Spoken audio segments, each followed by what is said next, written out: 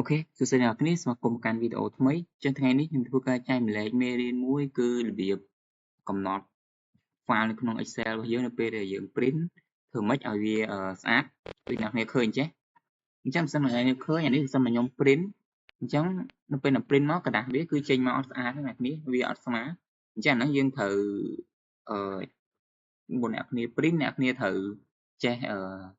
របៀបរបបនៃការ set up វាដូចថានេះជា file Excel របស់ខ្ញុំអញ្ចឹងទៅឥឡូវឧទាហរណ៍ថាខ្ញុំមានច្រើនអីក៏ដោយខ្ញុំមានថាប៉ុណ្នេះចុះអញ្ចឹងខ្ញុំចង់ print អូខេអញ្ចឹងបើសិនណា print មើលឃើញហីអញ្ចឹងអានេះគឺវាអត់ស្មើហើយវាអត់នៅសងខាងនេះអត់ស្មើ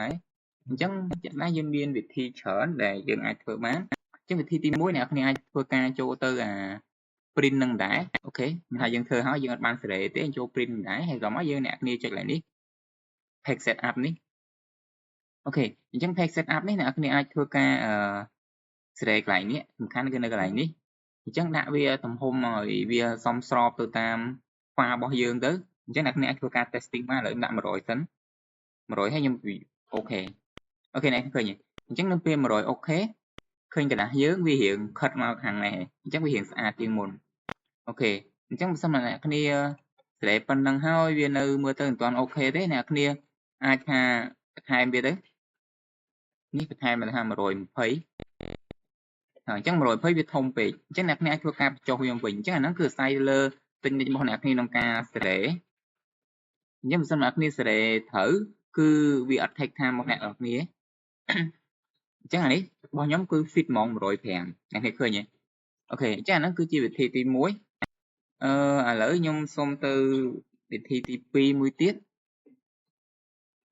អូខេអញ្ចឹងវិធីទី2គឺយើងមិនបាច់ចាំទៅកន្លែងហ្នឹងទេអ្នកគ្នាអាចចូលទៅកន្លែង page setup នេះ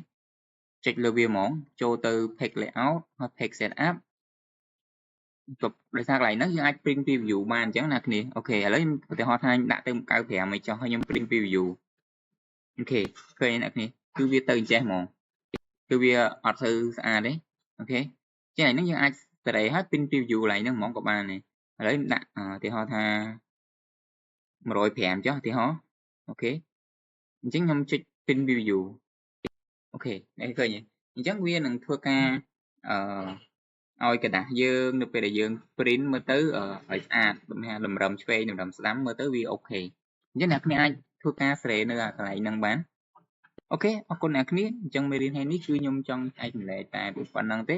បើសិនអ្នកគ្នាមានជាចម្ងល់អីអាច comment នៅក្នុងវីដេអូក្រោមបានបាយបាយជួបគ្នានៅមេរៀនបន្ទាប់